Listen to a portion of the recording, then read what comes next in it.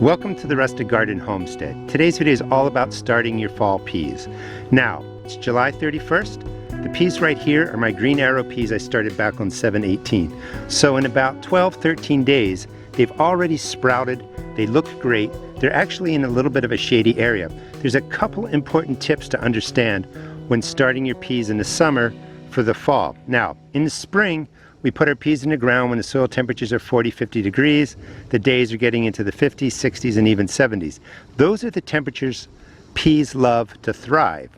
But when you put them in the ground early spring, they may just sit there for 7 days, 14 days, 21 days. They're slow to germinate.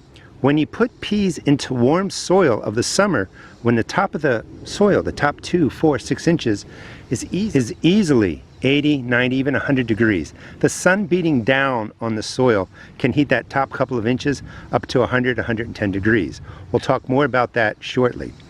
So what you want to do is you want to make sure your peas have a good 70 to 90 days to fully mature before frost comes. Pea leaves, the actual pea plant, can take a frost. And that's fine going from early spring when the frost is around and you don't have any flowers or pea pods on there. The leaves can take a frost, the plant can take a frost, and by the time they get to maturity, the frost is gone. The warmer temperatures are here, so you get beautiful pea pods. When you're going from the summer into the fall, if you don't provide the peas enough time to grow and fully mature before that first frost shows up, your plants are going to be damaged. What's going to be damaged? The actual flowers and the pea pods. So the flowers and the pea pods can't take a frost. So first thing you want to do is know when your first frost date is in your area, and then count back 70, 90 days. Depending on how long it takes for the peas to mature, you're going to want that 70 to 90 day cushion. Here in Maryland, our frost doesn't really come till the end of October now, beginning of November, so I have plenty of time. I'm starting mine a little bit early. If you're in an area that doesn't get a frost, you might want to wait till September before you plant your peas. But again, here in Maryland, Zone 7, I want to get them in about now, so I have a good 70 to 90 days before that frost comes. The beauty of peas planted right now is that the soil is warm. They're going to actually germinate probably in 5 days. They're going to accelerate their growth, and you want to give them a good 7, 10, 14 days in the sun when you're germinating them like this. Once they get to a nice height, maybe something like this, you want to put some shade cloth over here. So you're using the warmth of the soil, the warmth of the sun to get them germinated, get them growing from germination a good 10, 14 days, and then you're going to put some shade cloth over them. You don't want them baking in the August sun once they really get past 14 days. That soil can heat up, can mess up their growth. A little bit of shade will go a long way, and these guys will just chug along very nicely in August with that shade protection, liking the warmth, getting to a good size, and then as it cools down, you remove the shade cloth, you have really healthy pea plants, and then they start to flower. They're going to, form pods for you, and you're going to get a delicious harvest. But there is a little bit of a trick to it. And again, I want to say, first 10 to 14 days, you let them just do their thing. They germinate, they get some growing done, they get the warmth of the sun, they get the sunlight. They're nice and stocky, nice and green. Hit them with the shade cloth. Let's get to planting. I'm going to be putting in some more green arrow peas. The first wave went in on, I think it was like 7/15 or something like that. If you're not sure about the timing, go ahead and plant a handful of peas now, and then maybe some more in 2 weeks, and then some more in 2 weeks after that. This way you can see how they mature in your garden area, in your zone, and you'll be able to judge when's the best time to get them in the ground so that they do well and that you get pea pods in the end. Basic setup is pretty straightforward. Any organic granular fertilizer, doesn't matter which one you buy, you just want N, P, and K represented. A big handful, and I'm just going to sprinkle it around the area that I'm going to plant the peas. Peas can fix their own nitrogen, but you want to give them a boost if you can. If you have compost, put the compost down. Because these beds are pretty well prepared in the spring and in the previous fall, I probably don't need any fertilizer, but just throw in something quick like that. Then we're going to loosen the soil to 4 inches, and then we'll get to planting. The whole idea, again, and I want to stress this, is you're growing from the warmth into the frost. So you want to make sure you give your peas enough time to mature, flower, and form mature pods so you can harvest them before the frost rolls into your area. Best way to do it, get them growing in about 14 days, give them some shade cloth, and they're going to do great. I dropped in 20 pea seeds. I think it's 5 across, 4 rows going up. About every 1.5 inches, 2 inches apart, a single seed. Soil's loosened up to a good 4 inches, and I'm pushing these down, you know, 1/2 inch to 1 inch deep, and I'll press all them in. The next step is to water, of course. Soak them in. Because it's so hot and the sun can come in and really bake the soil to easily 100, 110 degrees, depending on your temperatures. Like tomorrow it's going to be 100. You want to really keep the soil wet. Cools the soil, helps with germination. So you want to water the peas every day for a good 10 days. Make sure they get the water they need. When the root system's, you know, established, they go deeper, you have a little bit of leeway. After 10 days, 14 days, go to every 2 days. You want to keep the moisture in. You're really watering these for that first 14-day period when they're establishing in the full sun. Once you get the shade cloth on, you can water them less frequently, but that's going to vary based on how much rain you get and how hot your temperatures get. The whole key though is to get them in a little bit earlier than you think. You're not waiting for the cool temperatures and the cool soil. You're using the heat of the summer to get them going, and then you want them to be maturing as the cooler nights roll in, the cooler days roll in, and then the peas can do their thing. I get the most questions about watering. How often should I do it?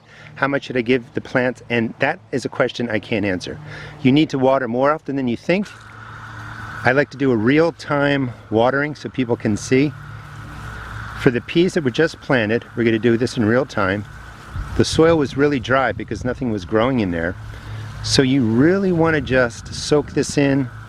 Give it a good 10, 15 seconds. You know, you want the water pooling on top, and you just want to kind of visualize all this water sinking down, you know, to a good 4, 6 inches deep. And then we're going to do this again just about every day for 10, 14 days, and make sure the plants have the water that they need. The water is going to cool the soil. It's going to help them grow better. They're going to really appreciate it. Once the peas are established, we'll come over to here. I give them a really big drink on watering days. Like, you don't want to just wet the top of the soil. You just really want to go through, you know, pausing good 5 seconds. And really when it's all said and done, you know, I'm watering them for a good 10 seconds over each plant, really letting it soak in. You can't overwater most plants that are in a raised bed with an open bottom. You can't really overwater plants that are in containers. We have this fear that we're going to overwater. The more water, the better. Now, let's talk about shade cloth. So these peas are in a kind of a strategic place that my southern sun is right over there. So they get hit by the southern sun, then they move this way as the sun continues south and west, and then the sunflowers provide shade. So they don't necessarily need shade cloth because they're getting shade. But I have some fencing set up right in here, and I would just drop the shade cloth over that. You want a 50% shade cloth. That means it blocks 50% of the sun. You're still getting 50% in there. It keeps everything cool. It's perfect for peas. Get them in earlier than you think. If you're not sure, just do a couple tests and, you know, and keep track of it. Let me show you the 50% shade cloth. Another technique to grow peas that I'm using is they're going in these 20-gallon root pouches. Again, I saw these also. The southern sun comes in from here, so if we slowly turn this way, the southern sun just tracks this way.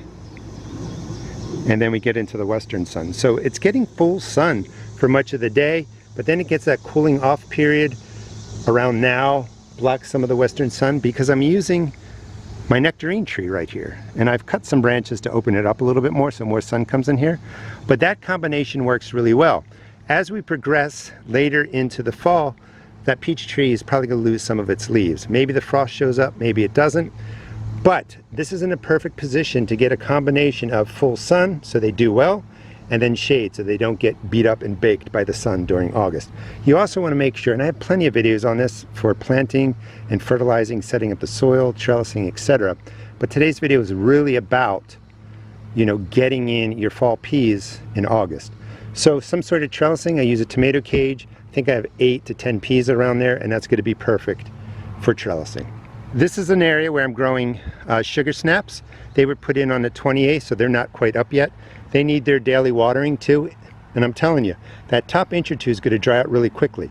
You can be really disappointed if your seeds germinate, you don't water them for 2 or 3 days, the sun beats down, dries that top couple of inches, and it kills off your germinated seed. So keep the watering. After that 10-14 days, this is actually 40% shade cloth. That's fine, but you can see most of my fingers through here. 50% shade cloth will go over this. It will cast some shade on there, keep everything cooler, and this is how I'm going to grow peas in this 100-gallon root pouch. I saw these at my seed shop. They're perfect for all kinds of vegetables if you're interested. So this is pea area number 3. Sugar snaps. I like the green arrows. They're shelling peas, but you do want to keep in mind some sort of shade cloth. If you don't have this, you could use burlap, you could use a very thin white sheet, anything to create some shade. One strategy might be, and especially if you're using a sheet or something, you leave this side open. The southern sun is over there, so it gets some sun coming in. As the sun moves, if you have a sheet or shade cloth there, it's going to cast shade. So you're getting a combination of light and shade, semi-shade, and that's going to be perfect for your peas. Thanks so much for watching. Please check out my seed shop at therestedgarden.com, and please subscribe. I'm trying to get to 750,000 subscribers. I'll teach you how to grow food, have some fun, save money, and most of all, just have a garden where you can really harvest a lot out of it. Thanks so much for watching.